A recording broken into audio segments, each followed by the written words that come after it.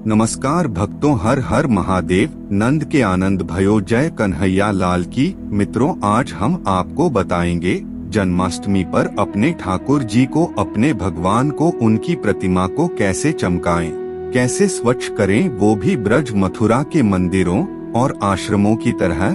भगवान की प्रतिमा जिनको आप अपने मंदिर में स्थापित करके उनकी रोज पूजा करते हैं, उनको आप बड़े ही आसानी से, सुंदर तरीके से, सहज तरीके से और बिना 1 रुपया खर्च किए बढ़िया, साफ, सुंदर, चमकदार बना सकते हैं। आज हम जो आपको तरीका बताने जा रहे हैं, ये तरीका मथुरा वृंदावन में, ब्रज में भगवान की प्रतिमाओं को साफ और चमकदार बनाने के लिए उपयोग किया जाता है। दोस्तों, जन्माष्टमी एक ऐसा त्योहार है जिस दिन हमारे हिंदू धर्म में हर घर में, हर मंदिर में भगवान की प्रतिमाओं को चमकाया जाता है, उनको साफ स्वच्छ किया जाता है और फिर उनको अच्छे अच्छे वस्त्र आभूषण पहनाकर उनको सजाया जाता है। वैसे तो पूरे साल भगवान को प्रत्येक घर में नहलाया जाता है, उनको साज श्रृंगार किया जाता है, मगर जन्माष्टमी पर खास तौर पर सभी अपने भगवान को, उनकी प्रतिमा को पूर्ण रूप से, पूरे मन से, उमंग से चमका के उनको सजाते हैं। मगर दोस्तों, इसके लिए कई लोग इन भगवान की प्रतिमाओं को साफ सुंदर बनाने के लिए पीताम्बरी, नींबू आदि का प्रयोग किया करते हैं, मगर ये तरीका भगवान की प्रतिमा को चमकाने का बिल्कुल भी सही नहीं है। अगर आप पीताम्बरी का उपयोग करते हैं तो उसका उपयोग सिर्फ आप भगवान के बर्तन साफ करने के लिए कर सकते हैं, मगर भगवान की प्रतिमा को चमकाने के लिए बिल्कुल भी नहीं। तो आप ध्यान रखें, मूर्तियों पर पीताम्बरी का भूल कर भी प्रयोग न करें। अब आपके मन में सवाल आ रहा होगा कि अगर पीताम्बरी से साफ नहीं करेंगे तो मूर्तियां कैसे चमकेंगी?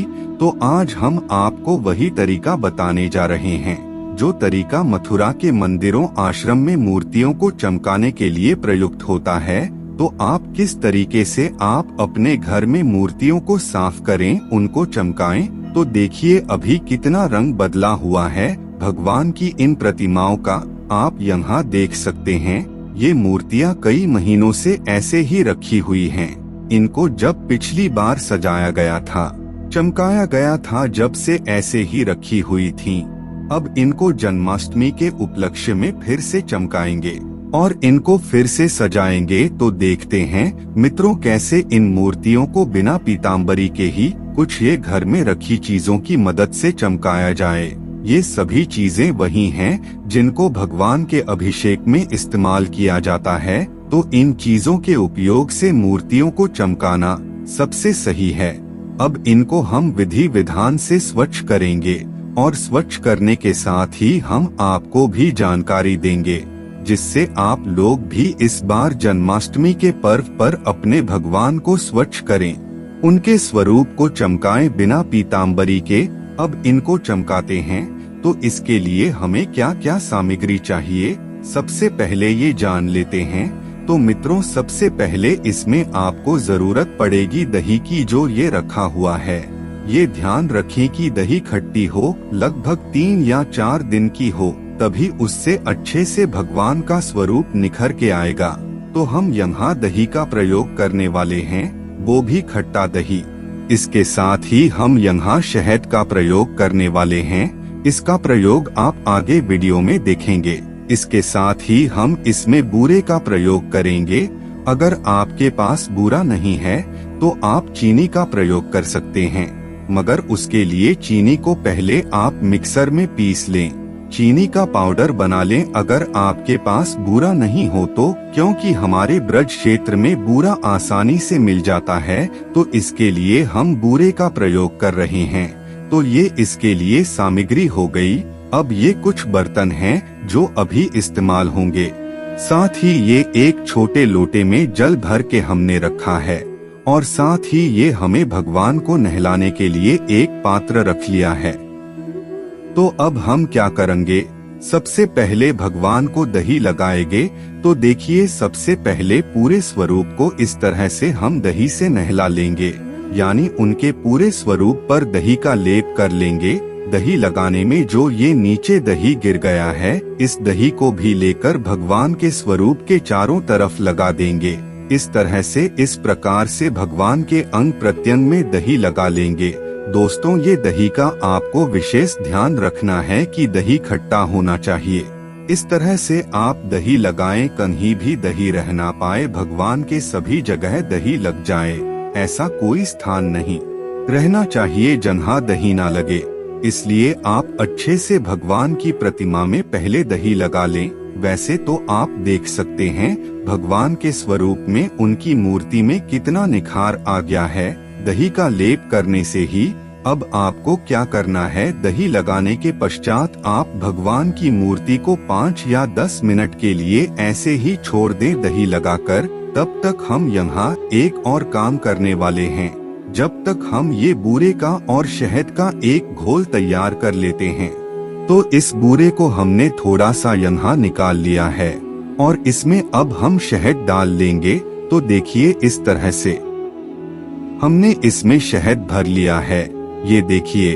और अब इसमें बूरे को हम इस शहद में अच्छी तरह से मिलाएंगे। आप अपने हिसाब से शहद डाल लें, अगर आपको कम लगता है तो ये देखिए हमने इस तरह से बढ़िया लेप तैयार कर लिया है, जिसको अब हम भगवान के स्वरूप पर लगाएंगे।